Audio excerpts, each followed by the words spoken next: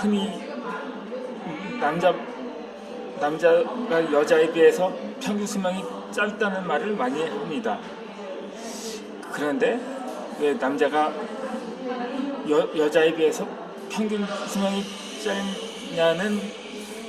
짧은 원인에 대해서는 다양한 의견들이 있습니다. 이에 대해서 남자들은 일을 많이 해서 그렇다는 의견이 있는 반면에 술, 담배를 많이 하기 때문이라는 의견도 팽팽함을 볼 수가 있습니다. 그런데 실제로는 그렇게 술, 담배를 많이 한 사람 중에서 물론 그 원인이 만병의 근원이긴 하지만 그것 때문에 오히려 질병을 얻어서 사망하는 사례도 있긴 합니다. 하지만 대체로는 술, 담배를 아무리 많이 했어도 평균 수명을 훨씬 넘어서 살았던 사람들도 적지 않기 때문에 논란이 되는 것일 수도 있을 것입니다.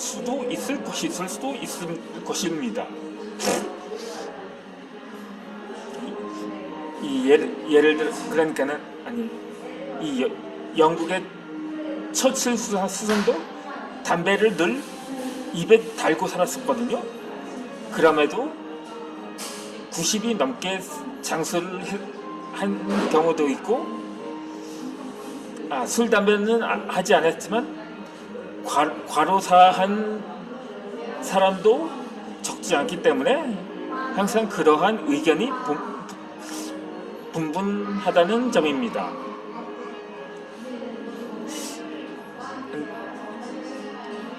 저의 아버지께서 지난달에 별세를 하셨는데 간이 부어있었다고 하더라고요. 평소에 술을 즐겨 하셨는데 항상 좀 만류를 하면 이런 말씀을 하셨더라고요. 술 안 마시면 나는 죽는다. 약간 좀 과음을 하실 때 주로 많이 그런 말을 자주 하셨는데, 그런데 아이러니하게도 저희 아버지께서는 처음 술을 입에 대기 시작한 지가 26살부터라고 하더라고요. 보통 사람들은 20살 전후로 해서 술을 시작하는 사례가 많거든요. 특히 대학생들의 경우 신입생, 그러니까 만으로 19이면 대학에 들어갔잖아요. 그때 신입생 환영회라서 그게 언제부터 시작됐는지 모르지만 이 사발주라는 문화가 있었었거든요. 그러다 보니까는 그것 때문에 부작용으로 부작용에 사망을 하는 사례도 적지 않았는데, 그런데 특히 그 옛날에는 먹을 게 없었으니까 좀 어린 나이에서도 술 빚다가 남은 찌끄레기 같은 것을 먹었다고 하더라고요. 그러다가 취하는 실수도 좀 나오고 그랬다는데, 그게 왜 그랬냐면, 물론 저는 얼굴을 보지 못했지만 항상 그 선대가 있거든요. 할아버지가 존재를 했었거든요. 그런데 그 할아버지께서 저희 아버지한테는 아버지이신데, 그러니 부친 나한테는 조부인 거지. 그런데 저희 할아버지께서 술, 담배를 전혀 하시지 않았다고 합니다. 그런데 30살 갓 들어섰던 해에 사망을 했다고 합니다. 그 사인에 대해서 이 아편 때문이라고 말을 하는데, 사실 이 과로사한 사람과 아편에 중독된 사람의 얼굴 모습이 흡사하다고 합니다. 더군다나 저희 할아버지가 약사였기 때문에 그 누구보다도 건강에는 많이 신경을 썼다고 하더라고요. 그래서 술, 담배도 멀리하고 그랬는데, 물론 상당히 아버지께서는 어려서 그 영향에 아버지께서는 술을 빼고는 정말 안 먹어보지 못한 음식이 없을 정도였다고 하더라고요.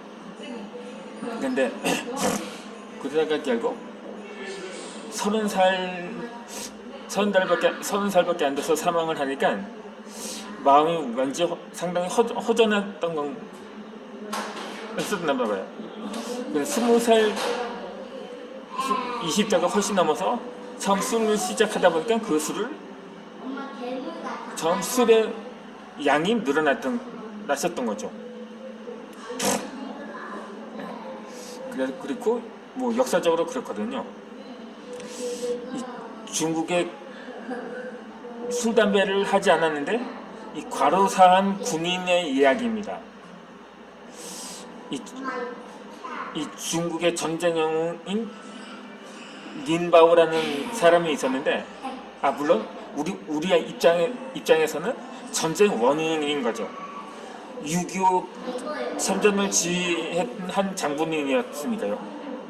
그렇게 해서 북진하던 국구가 유엔군을 38선 이남까지 후퇴시켰고, 또 국공내전에 참전해서 승리를 이끌어 대륙을 차지한 사람이었는데, 하지만 그 사람은 어렸을 때 병약했다고 합니다. 그러다 보니까 10대 때는 신경쇠약에 걸려서, 그러니까는 술, 담배는 하지 않았어도 아편을 했다고 하는데, 근데 사실상 그것은 당시에 치료 차원에서 했었던 거겠죠. 그러다 보니까는 저도 어렸을 때 병약해서 하도 주사를 많이 맞았기 때문에 엉덩이는 거의 뭐 벌집이 되다시피 했던 적이 있었을 것 같습니다. 결국 웬만하면 요즘 이후로 주사라면 정말 꺼려 했었는데, 요즘에는 또 다시 백신을 맞느라고 주사 바늘과 접촉을 2번 정도 했었습니다. 그게 하도 어렸을 때 주사를 많이 맞아서 면역이 되었는지 별로 부작용은 없었더라고요. 아무튼 간에 이 린바오라고 하는 사람은 그렇게 해서, 근데 그가 63살에 사망을 했기 때문에 당시 중국의 평균 수명으로 살 만큼 살았다고 볼 수는 있을지 모르겠습니다. 그렇다면 뭐 술, 담배까지 하고 심지어 장장 여세까지 밝혔다는 장항량은 103세까지 살았다고 하는데, 그러니까 거의 일은 하지 않고 뭐 놀았다는 증거라고 볼 수가 있겠죠. 그렇다고 뭐 한경직 목사님이라든가 신격홍 회장은 뭐 마냥 놀기만 해서 100살까지 산 것도 아니지 않습니까? 일할 때는 열심히 일하더라도 충분한 휴식이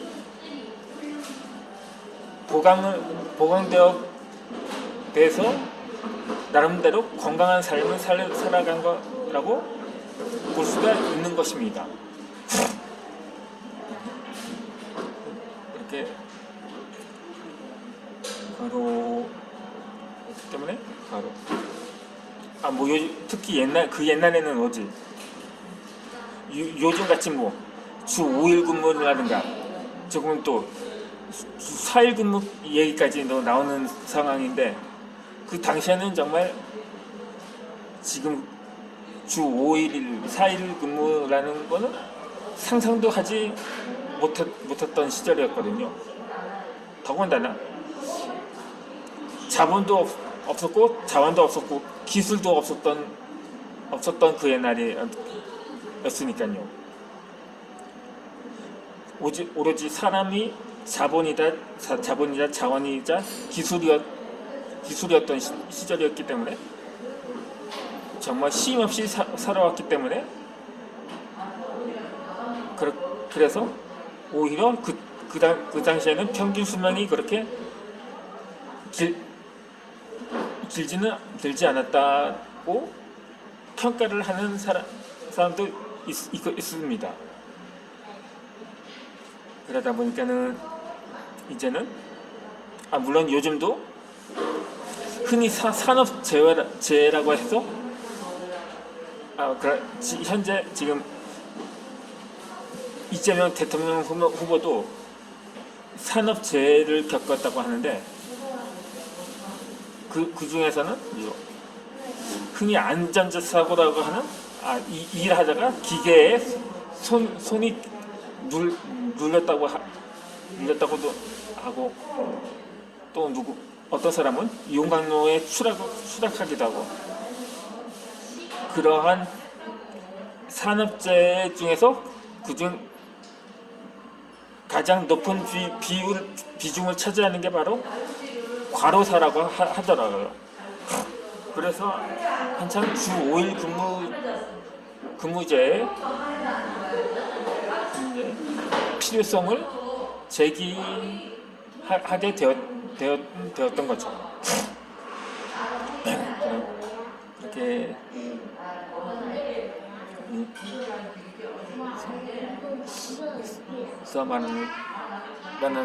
여기서 말하는 것은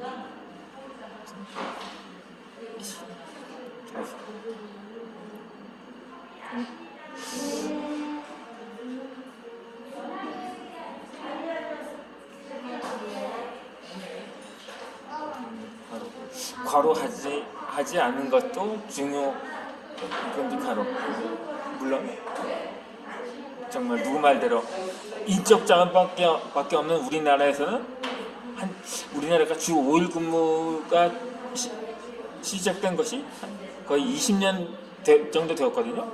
그때는 사람들 물론 그 필요성을 느끼기도 한 반면에 이 반대하는 사람들도 적지 않았다고 합니다. 아니 이거 나라가 망하려고 하냐고, 아직 우리나라는 주 5일 근무제를 하면 안 된다고 이렇게 말하는데, 항상 지금 제대로 정착이 되었던 거거든요. 그러다 보니까 그것이 그뿐만 아니라 비성경적인 논리라고도 반발하는 단체도 있었거든요. 항상 성경에서도 하나님은 천지를 창조하시고 6일째 되는 날 쉬셨다는 사실을 증명하면서, 그렇기 때문에 항상 주 6일, 그러니까 일요일을 휴일로 주일이라고도 하고, 한편으로는 안식일이라도 부르는데, 그렇게 해서 그렇기 때문에 요즘 많은 나라들이 성경에 반하는 정책이 많아졌다고 볼 수도 있을 것입니다. 선진국들 중에서 주 27시간 정도 일하는 나라들도 있다고 하더라고요. 그렇기 때문에 주 4일 근무제를 주장하는 사람도 그거는 시기상조라고 말하는 거죠. 그러면 저는 다음 영상에서 또 다른 주제로 뵙겠습니다. 구독과 좋아요 부탁드리겠습니다.